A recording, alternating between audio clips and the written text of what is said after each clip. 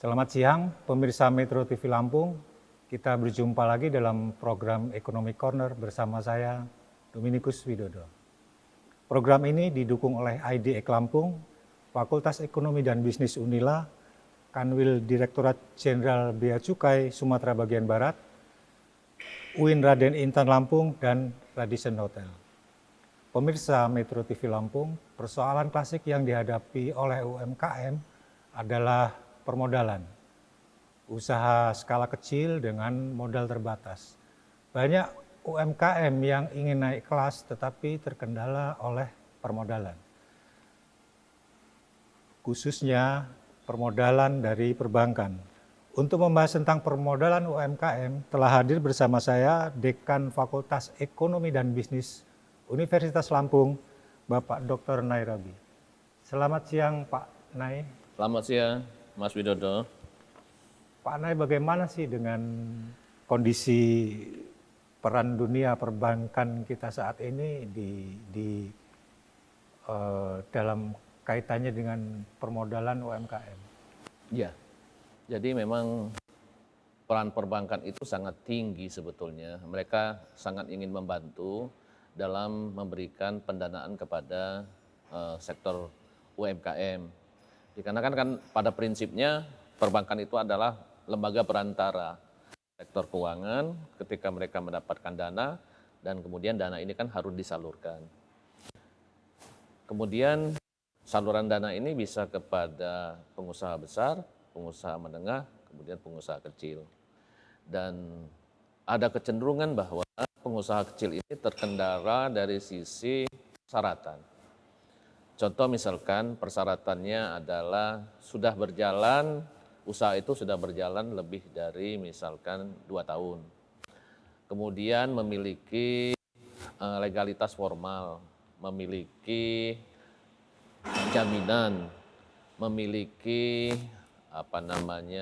kelayakan usaha.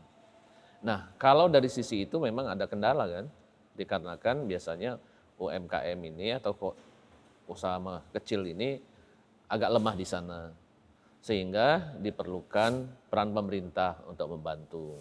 Nah, kita lihat bahwa sekarang ini peran pemerintah cukup baik, apalagi dalam COVID-19 ini, ada yang disebut sebagai kredit KUR, kredit usaha rakyat. Kredit usaha rakyat ini lebih banyak diberikan untuk mengatasi masalah tadi, legalitas, kemudian kelayakan non-bankable gitu. Nah, ini diberikan kepada kawan-kawan UMKM bagi usaha-usaha yang belum bankable masih bisa diberikan dalam bentuk kredit usaha rakyat ataupun misalkan ada yang disebut sebagai kredit mikro super mikro gitu ya. Nah, itu juga dalam rangka untuk membantu. Masalah yang lain adalah kadang-kala UMKM ini belum menemukan apa yang ingin diusahakan, masih tanggung gitu loh. Ingin mendirikan ini mungkin di pengetahuan dan pasarnya juga mungkin masih sedikit, tapi kemudian ikut saja mengajukan sehingga ketika dilihat kelayakan ya memang dia belum cocok untuk mendapatkan kredit yang seperti itu. Jadi selain juga dari sisi legalitas, dari sisi kelayakan juga dibutuhkan bahwa UMKM ini memang benar-benar memahami dengan baik bisnis yang akan dia masuki. Saya rasa begitu. Jadi karena mungkin orientasi bisnisnya masih tanggung atau Iya, itu yang sering masalah. Contoh misalkan dia ingin mendirikan sebuah usaha perdagangan. Kemudian dia belum paham betul pasarnya. Nah, kemudian di tengah jalan mentok nih ya. Ketika dia mentok seperti ini kemudian dia akan larikan dana itu kepada usaha yang lain. Yang terjadi adalah yang sini nggak jadi, yang sana nggak jadi. Sehingga membuat kemacetan pembayaran. Ini yang dikhawatirkan oleh perbankan. Kemudian apa sih sebetulnya produk-produk perbankan yang bisa digunakan oleh UMKM ini? Khususnya apakah ada produk-produk baru dari perbankan? Kalau produk perbankan sepertinya standar biasa. Ada yang disebut sebagai kredit usaha kecil, kredit usaha menengah, kemudian kredit usaha besar ya. Tetapi juga biasanya yang berperan seperti ini untuk membuat yang baru itu dari pemerintah yang membantu. Contoh tadi saya katakan pemerintah membuat program usaha kredit untuk kredit super mikro tadi contoh misalkan. Super mikro ini kan yang tidak bankable saja bisa gitu. Jadi dia belum memenuhi syarat persyaratan perbankan untuk mendapatkan bisa. Kemudian juga kredit mikro. Kredit mikro itu dulu persyaratannya 50 juta maksimum. Sekarang sudah dinaikkan 100 juta. Dan program ini sangat luas dilakukan oleh beberapa bank BUMN gitu. Tinggal adalah bagaimana masyarakat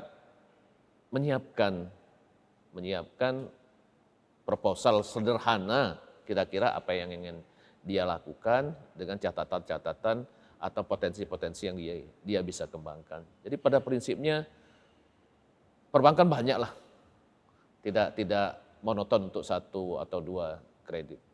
Tapi kalau untuk kredit super mikro itu kan bisa dikatakan risiko tinggi ya, yang dia tidak bankable pun bisa dapat. Terus apakah ini untuk internal perbankan ini melanggar supaya tidak melanggar asas kehati-hatian prudensial atau gimana? Ya, dia kan untuk kredit mikro ini kan program pemerintah super mikro dalam rangka untuk safety net dalam sosial kan. Jadi orang-orang yang sedang mengalami masalah PHK ini diberikan kredit, kemudian biasanya ini kan dijamin juga ada Askrindo yang menjamin kredit ini. Nah, harapannya sebenarnya ya mungkin pemerintah menginginkan ayolah bergerak mencoba begitu kan. Ya bisa saja kemungkinan untuk jatuh itu bisa saja, tapi kalau kita melihat LDE NPL-nya dan non performing loan dari kredit-kredit KUR ini juga relatif baik.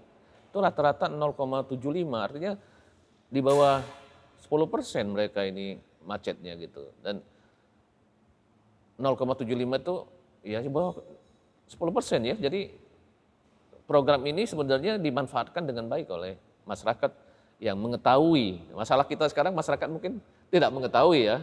Ya kadang-kala juga berpikirnya perbankan itu susah dan sebagainya itu kemudian menjauh gitu. Tapi sebenarnya banyak sekali program yang dilakukan oleh pemerintah melalui PEN, program penyehatan ekonomi nasional yang digulirkan oleh pemerintah kita ini.